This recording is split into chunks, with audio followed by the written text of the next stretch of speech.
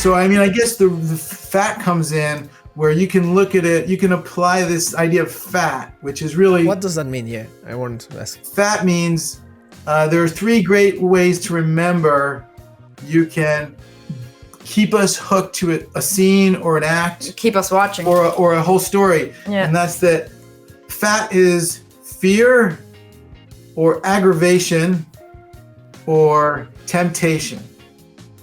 And if you remember to use these things, then, and we do this in animation all the time, like I do a scene and I almost never fail to try, we try to keep this building, like a character is getting the fear factor. A character is getting more and more and more afraid, and it builds and it builds and builds until, like in Scooby-Doo, the Shaggy, the chicken was like, I'm getting out of here.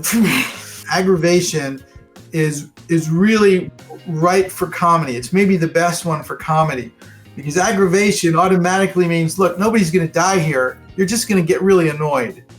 So to show a character getting more and more and more aggravated, and you, as long as you feel like it's not going to end in a murder, or something really bad, it's just funny to watch. Yeah.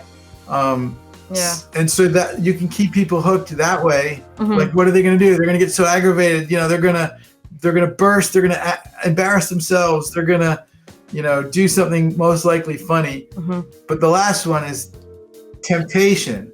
So, of course, that is where you probably shouldn't do something, but you're tempted to. And whether it's like in Wall Street, do insider trading. Like, it's so tempting. People are making a killing off of this insider trading. And, the movie Wall Street gets into that kind of stuff. Or you could be tempted by anything. It's not just food or, a pretty woman or a temptation to cheat in order to win. It could be anything, but if you build it and build it and build it, so the question is,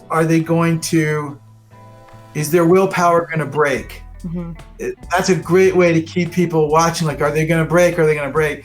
And it's especially good if you can combine it with a fear factor. The terrifying tempting. The terrifying temptation. Like Whiplash. Right? Yeah. Mm-hmm. Yeah. Yes. Very much so. Mm-hmm. In fact, I would argue that everything that's really rich involves a terrifying temptation, because then it's ultimate tension. Like Fatal Attraction. Fatal Attraction. Yeah. Translation. Yeah, Fatal Attraction. Right, yeah. and that word has the literally, concept. It has the concept built into the title. Yeah. So, and also just the saying, the way to remember fat, or the way to remember how to use it is like, if the scene is flat, add fat. Like, if your scene is just boring and not holding people, like, it probably doesn't have enough fear, aggravation, and or temptation. That's amazing, because when it gets translated in Spanish, it's cuando tu escena está bajita, tienes que poner más grasita. Hey! What? I wanted to know what's, your take on what a good story is made of. Ooh. Oh, well, I always say, the first thing I almost always say is 2 worlds colliding. It could be two 7-year-old Peruvians, but maybe one's rich and one's poor, and they have to sit on a bus together. Or it could be aliens from another planet coming to attack Earth. If you see it as 2 worlds colliding, then you can start to dig into what does that really mean, and where's the tension and the emotion and the misunderstanding. Yeah, the lessons to be learned. Lessons to be learned. Realizations. Lessons that should have been learned but weren't. Mm-hmm.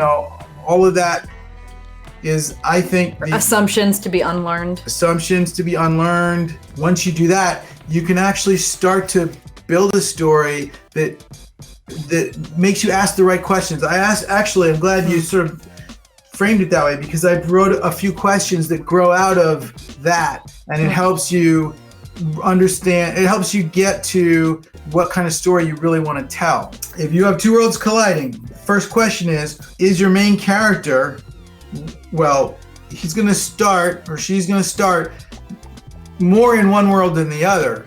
right? It's always the question then is, are they right about whether or not they belong where they are? It's a very rich, I think, question because it might be what you just said, or maybe they do belong, but they don't see it yet. Yes. Yes. Right? And or maybe they are saying they belong, but all of their enemies are telling them they don't, and they have to prove it. Yeah. Or like Simba, we were just laughing, realizing that Simba in Lion King, he starts out, he will go through a phase where he's like, I don't want to be king, like that is not for me, like I'm running away from this. But it starts out before that where he's singing a song, like, and so that's like a really extreme change. Yeah. Where he's like, I totally belong here, and like you all, and an interesting thing about Lion King is if you really look at that movie, you might think Simba's the main character, but if you really study, he's not structurally, he's not. This movie, I would argue, because, and I worked on the story a bit, so I was very close to the thinking on how to solve these problems. The real story launches, in other words, Act 1 turns into Act 2 when you start to see what the main character is going to try to do when the villain sings his song. And so basically it's a tragic story about a tragic figure in the form of Scar who thinks he should be king. So that's just one of those rich questions I would say is, you think two worlds colliding, and the first question is, given which world the character is starting off in, are they right about whether or not they belong? The second question that leads me to is, what kind of epic diss or insult, insulto, is that a word? I think so.